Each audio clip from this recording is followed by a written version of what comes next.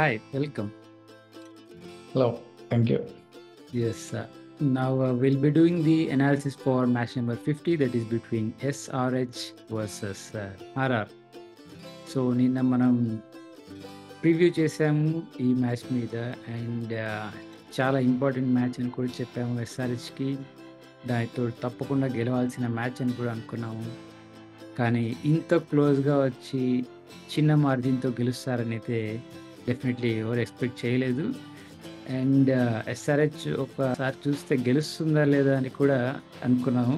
But eventually Bhubaneswar Kumar కాస్త experience use చేసి ఎస్ఆర్హెచ్కి ఒక విన్ అయితే ఇచ్చాడని చెప్పుకోవచ్చు క్లియర్గా. సో ఎలా ఉంది? ఐ థింక్ ఈ సీజన్కి మొత్తం చాలా క్లోజ్ మ్యాచెస్ చూసాం, కానీ I think this is the match ఇంత క్లోజ్గా లాస్ట్ వన్ రన్తో విన్ అవ్వడం అనేది ఎక్సెప్షనల్ అండ్ బ్రిలియంట్ అని చెప్పాలి ఒక రకంగా. ఎందుకంటే 200 స్కోర్ చేసినా you never know how the second innings going to be. So కాబట్టి ఓవరాల్గా చూస్తే మనం నిన్న మాట్లాడుకున్నట్టే ఎస్ఆర్హెచ్ గెలిచింది అండ్ దానికి తోడు చాలా ఇంపార్టెంట్ విన్ ఇది ఎస్ఆర్హెచ్కి. ఒకవేళ ఈ మ్యాచ్ కనుక ఎస్ఆర్హెచ్ ఓడిపోయి ఉంటే చాలా టఫ్ అయ్యేది ఈవెన్ టాప్ 4లోకి వెళ్ళడానికి కూడా. ఎందుకంటే ఈవెన్ నెక్స్ట్ మ్యాచెస్ ఎలా ఉన్నా కూడా ఈ మ్యాచ్ విన్ అవ్వడం చాలా క్రూషల్. అండ్ దానికి తోడు సాడ్ థింగ్ ఏంటంటే రన్ రేట్ ఇంప్రూవ్ అవ్వలేదు. సో అక్కడ స్టిల్ నెగటివ్ ఆస్పెక్ట్ కానీ అనుకోవచ్చు ఎస్ఆర్హెచ్కి. బట్ ఓవరాల్గా చూస్తే they one the game, crucial points, crucial win. That టాప్లో ఉన్న ఆర్ఆర్ని బీట్ చేయడం అనేది నాట్ ఎ స్మాల్ థింగ్. ఎందుకంటే వాళ్ళు చాలా కాన్ఫిడెన్స్తో ఉన్నారు. They took away the game. Actually literally చెప్పాలంటే it is not the game, SRH game అయితే కాదు. సెకండ్ ఇన్నింగ్స్ చూస్తున్నంతసేపు it was not an SRH game. ఎందుకంటే ప్రతి ఓవర్లో 10 runs వస్తూనే ఉన్నాయి. It was only the last 2 overs they could not get 10 per over. అంత తప్పితే remaining part of the game exactly same 10 per over వచ్చింది. సో లక్ అని చెప్పాలి ఒక రకంగా SRH. Yes definitely. So to begin with toss కనుక తీసుకుంటే SRH toss గెలిచారు. And at the same time మనం ఏదైతే మాట్లాడుకున్నామో వాళ్ళు పోస్ట్ బ్యాటింగ్ స్ట్రెంగ్త్ అని అదే చూస్ చేసుకున్నారు and they were happy with it. RR కూడా తీసుకుంటే వాళ్ళు కూడా బ్యాటింగ్ చేయాలి అని అనుకున్నారు. కాకపోతే ఎస్ఆర్హెచ్ టాస్ విన్ అవ్వడం వల్ల బ్యాటింగ్ అయితే చేయగలిగింది అండ్ ఫ్రెష్ పిచ్ అయితే యూస్ చేశారు. సో ఈ పిచ్ మీద మళ్ళీ ఎక్కువ రన్స్ ఎక్స్పెక్ట్ చేశారు. బట్ ఎక్కువ రన్స్ ఎక్స్పెక్ట్ చేశారు కానీ ఎస్ఆర్హెచ్కి ఎక్కువ రన్స్ అంటే ఒక స్టాండర్డ్ సెట్ చేశారు. ఒక రకంగా 200 ఆ పిచ్ మీద తీసుకుంటే కొంచెం తక్కువ అని అనుకోవచ్చా?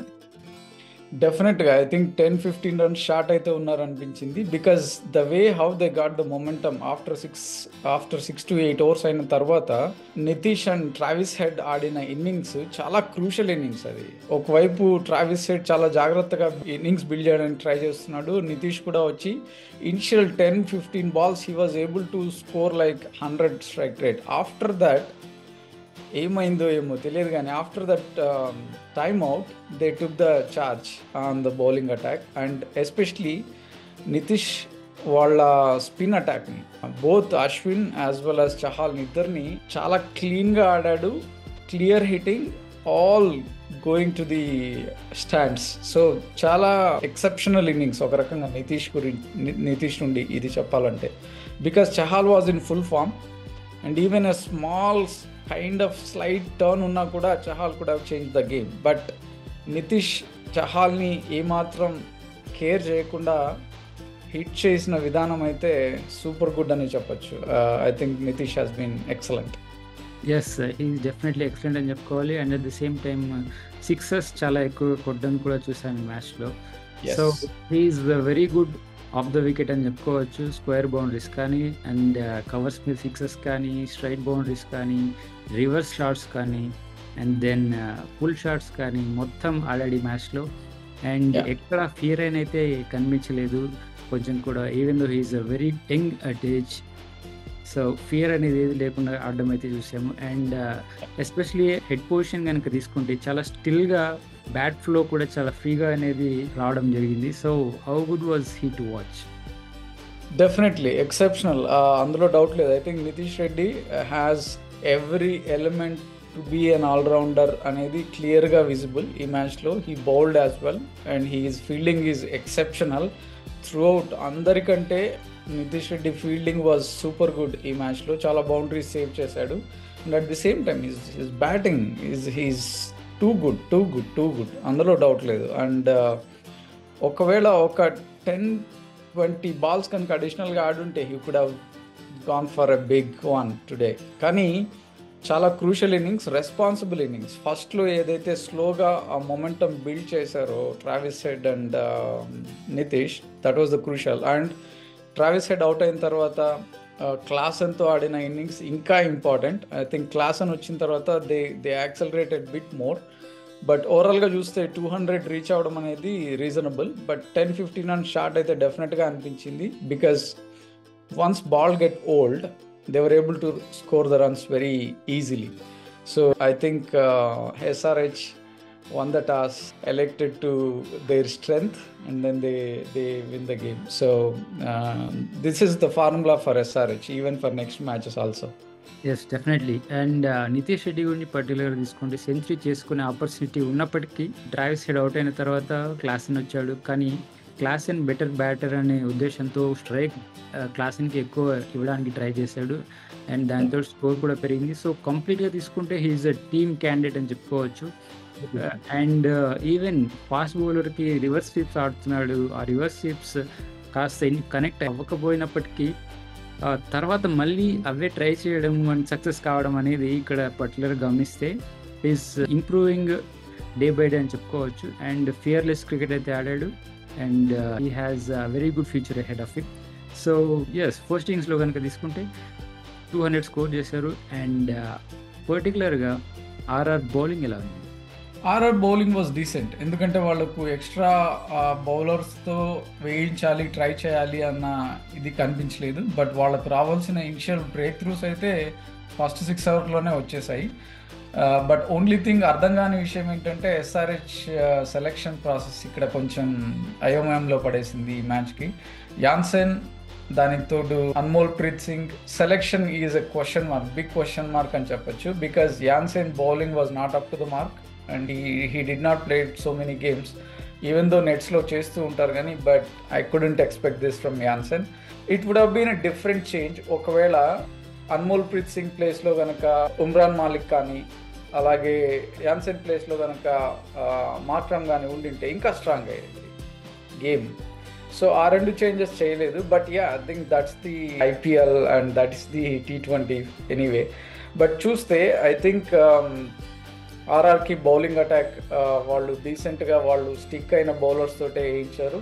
న్యూ బౌలర్స్ని ట్రై చేయడం కానీ ఏం చేయలేదు. సో బట్ వాళ్ళకు ఒక బ్యాడ్ ఫ్యాక్టర్ ఏంటంటే ఈ పిచ్లో వాళ్ళ స్పిన్ అంతగా పనిచేయలేదు. సో స్పిన్నర్స్కి ఎక్కువ రన్స్ స్కోర్ చేయడం చూసాం SRH batsmen. Yeah, I think they did decently well అనే చెప్పొచ్చు. బౌలింగ్లో మాత్రం ఇనిషియల్ బ్రేక్ తీసుకున్నారు. ఎస్, ఇనిషియల్గా అవేష్ ఖాన్ నుంచి మంచి బౌలింగ్ అయితే చేయడం చూసాము. అలాగే సందీప్ శర్మ కూడా. సో ఇనిషియల్గా వాళ్ళు ప్రెజర్ అయితే పెట్టడం జరిగింది. కానీ Nitish Reddy and Travis head along with Klaasen చాలా బాగా స్కోర్ చేసి 200 వరకు లాక్ రావడం అనేది ఒక మంచి స్కోరింగ్ అని చెప్పాలి. సో సెకండ్ ఇన్నింగ్స్లో కనుక తీసుకుంటే ఎస్, మీరు అన్నట్టు మార్కో యాన్సన్ని తీసుకొచ్చారు. అండ్ ఎస్, అంతకుముందు మనం మాట్లాడుకున్నాము SRHకి బౌలింగ్ ల్యాకింగ్ ఉందని చెప్పేసి. అండ్ లాస్ట్ టైం మనం మ్యాక్ మార్కండేని తీసేయడం కూడా రాంగ్ డెసిషన్ అని అనుకున్నాం. కానీ ఈ మ్యాచ్లో పర్టికులర్గా స్పిన్కి అనుకూలించట్లేదు కాబట్టి అండ్ ఫ్రెష్ పిచ్ కాబట్టి దే వెంట్ విత్ సీమర్ అనుకోవచ్చు. And at the same time Aiden Markram performances కాస్త బెటర్గా లేకపోవడం వల్ల వాళ్ళకు ఈ చేంజ్ అయితే చేయాలి అనుకున్నారు. బట్ ఎస్, గ్లెన్ ఫిలిప్స్ లాంటి ప్లేయర్ వాళ్ళకు ఉన్నప్పుడు when he's good with bat and bowling కూడా కాస్త వేయగలడు, ఫీల్డింగ్ ఎలాగో మంచిగా చేస్తాడు. సో గ్లెన్ ఫిలిప్స్ని ఆప్ట్ చేసుకోవడం అనేది ఒక మంచి ఛాన్స్ అని చెప్పుకోవచ్చు. దాన్ని మిస్ చేసుకున్నారు అనుకోవచ్చా? డెఫినెట్గా, అందులో డౌట్ లేదు. మనం నిన్న అనుకున్నాం గ్లెన్ ఫిలిప్స్ ఈరోజు మ్యాచ్లోకి వస్తే ఆశ్చర్యపోవాల్సిన పని లేదని. But they did not pick him up. I think మీరు చెప్పినట్టు మోస్ట్లీ ఓన్లీ వన్ ఫ్యాక్టర్ ఏంటంటే స్పిన్నర్స్తో అయితే ఈ గేమ్ని గెలిచేవాళ్ళు కాదు. కాబట్టి I think they want to go with the pace attack ఉండాలంటే ఎవరో ఒకరు ఉండాలి. సో యాన్సన్ని తీసుకున్నారు. And even Umran Malik was even better choice అయ్యిండొచ్చు. But still I think they had certain plans and they went with that. So yeah, definitely Anmol ప్లేస్లో ఉమ్రాన్ మాలిక్ని, అలానే ఎయిడెన్ మార్క్రమ్ ప్లేస్లో గ్లెన్ ఫిలిప్స్ కానీ తీసుకుంటే సేమ్ సిమిలర్ చేంజెస్ అయ్యిండే, సిమిలర్ రూల్స్ అయ్యేటివి, ఈజీగా ఎక్స్పెరిమెంట్ చేయడానికి కూడా ఆప్షన్ దొరికి ఉండేది. మేబీ నెక్స్ట్ మ్యాచెస్లో డెఫినెట్లీ ఈ చేంజెస్ తీసుకురావాలి అని ఎక్స్పెక్ట్ చేద్దాం. సో సెకండ్ ఇన్నింగ్స్లో కనుక తీసుకుంటే పర్టికులర్గా బౌలింగ్ ఎస్ఆర్ఎస్ది ఎలా ఉంది? Wow, so Bhuvi is back అనే చెప్పొచ్చు. సెకండ్ ఇన్నింగ్స్ మాత్రం especially a wicket of Sanju Samson, that's the brilliant wicket. చాలా సార్లు భూవి స్వింగ్ చేసినప్పుడు ఆ వికెట్స్ పడడం చూసాం, కానీ ఈ మ్యాచ్లో భూవి వేసిన ఒక బాల్ హీ ఈస్ బ్యాక్ అని చెప్పొచ్చు. I think the way that he played, అంతకుముందు ఒక బాల్ అవుట్ స్వింగ్, అంతకుముందు ఇన్ స్వింగ్, అండ్ దెన్ ఆ తర్వాత అవుట్ స్వింగ్ వేసి then he cut it to in swing. Excellent delivery అది మాత్రం. Nobody could have played it. Sanju Samson ఆడలేదంటే even Rohit Sharma or even Virat Kohli కూడా ఆడలేకపోయేవాళ్ళు, అందులో డౌట్ లేదు. సో అంత మంచి బాల్ అది. And then he got 2 wickets back to back, and that has change the team momentum. But one thing ఏంటంటే 2 catches డ్రాప్ చేశారు ఎస్ఆర్హెచ్, కీ క్యాచెస్. ఎవరివి? Both Riyan Parag as well as Jaiswal. అదే 2 wickets కనుక వాళ్ళు ముందుగానే క్యాచ్ చేసింటే కనుక వాళ్ళ రన్ రేట్ ఒక లెవెల్లో ఉండేది. They would have able to restrict them to 150, 160 ఆ టైం వరకు రెస్ట్రిక్ట్ చేసిండేవాళ్ళు. But yeah, so that's part and parcel of the game అని చెప్పొచ్చు. సో 2 catches మిస్ అయినా కూడా చివరిలో కవర్ చేశారని చెప్పొచ్చు. ఐ థింక్ అభిషేక్ శర్మ మంచి క్యాచ్ పట్టడం చూసాము. ఎక్సెప్షనల్. ఈ మ్యాచ్కి టర్నింగ్ పాయింట్ ఏంటంటే 19th over and 20th over అని చెప్పాలి. 19th overలో ప్యాట్ కమిన్స్ వచ్చి 7 runs ఇచ్చి 1 wicket తీయడం అనేది దట్ ఈజ్ ఎక్సెప్షనల్. ఎందుకంటే ప్యాట్ కమిన్స్ ప్రీవియస్ 3 overs చాలా స్కోరింగ్ ఇచ్చేసాడు. బట్ 19th overలో వచ్చి వికెట్ తీసి 7 runs ఇవ్వడం అనేది that is the crucial point of the match అని చెప్పొచ్చు. And that is why last over 13 runs ఉన్నా కూడా భువి he was able to save it, and చివరి బంతికి ఎల్బిడబ్ల్యూ అవ్వడం, 1 runతో గెలవడం అనేది exceptional. They were not in the game. SRH was never in the game actually second innings, because the way both Ryan Parag and Jaiswal ఆడుతున్నంతసేపు they were hitting like so easy. It's so good to bat. Once the ball get older, it is so good to bat. Wicket matram. So yeah, it's too good ane cheppali ఓ రకంగా SRH. Yes, definitely మంచి ప్లేయర్స్కి catches కనుక miss చేస్తే వాళ్ళు definitely ఎంత impact ఉంటుందో ఈ match ద్వారా తెలుసుకోవచ్చు. జైష్వాల్ అండ్ రేయన్ పరాగ్ చాలా అద్భుతంగా బ్యాటింగ్ చేశారు.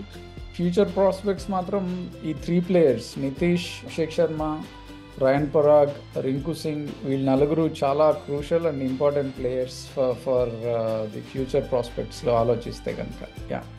యా, అండ్ అలానే ఇక్కడ ప్యాట్ కమిన్స్ కెప్టెన్సీ కనుక తీసుకుంటే, యా అతను ముందే బౌలింగ్ వేసేసి క్లియర్గా ఇన్ని ఓవర్స్ అయిపోయాయి అనుకోండొచ్చు. But he didn't do that. Pressure ఏదైతే ఉందో అది తను తీసుకోవడం చూసాము. లీడింగ్ ఫ్రమ్ ద ఫ్రంట్ అనేది ప్యాట్ కమిన్స్ ప్రూవ్ చేయడం కూడా చూసాము. So which is a very good positive sign for SRH అనుకోవచ్చు. సో ఓవరాల్గా చూస్తే SRH 1 runతో గెలవడం అనేది జరిగింది, అండ్ 2 points అయితే గెయిన్ చేశారు. సో ఫర్దర్గా వాళ్ళకు రన్ రేట్ పరంగా తీసుకుంటే చేంజెస్ ఏం పెద్దగా లేకపోయినప్పటికీ నెక్స్ట్ మ్యాచెస్ కూడా పర్ఫార్మెన్స్ బాగా చేయడానికి ఇది ఒక మంచి గేమ్ అని అనుకోవచ్చు. Because they one against a better team and number 1 team in the league. So definitely ఒక పాజిటివ్ సైన్ అయితే SRH జరిగిందని చెప్పుకోవచ్చు. సో ఈ మ్యాచ్ కనుక ఓడిపోయి ఉంటే కాన్ఫిడెన్స్ లెవెల్స్ బాగా పడిపోయేవి. బట్ ఈ మ్యాచ్ గెలవడం వల్ల they got the confidence back. And next మ్యాచెస్కి వెళ్ళేటప్పుడు ఏదైతే అగ్రెసివ్ అప్రోచ్ ఉందో అది వర్కౌట్ అయ్యే ఛాన్సెస్ ఎక్కువగా ఉంటాయి. సో ఈవెన్ టాస్ మీద ఎక్కువ డిపెండ్ అవ్వాల్సిన అవసరం లేదు, డ్యూ ఫ్యాక్టర్ మీద ఎక్కువ డిపెండ్ అవ్వాల్సిన అవసరం లేదు. బికాజ్ వీళ్ళ స్ట్రెంగ్త్ ఆల్ ఏంటంటే batting first and put the runs on the board. And most of the teams ఏం చేస్తున్నాయంటే టాస్ గెలిస్తే ఫీల్డింగ్ ఎంచుకుంటున్నాయి first, which is slightly good for SRH ఒక రకంగా చూస్తే కనుక, బ్యాటింగ్ పిచ్ దొరికితే మాత్రం.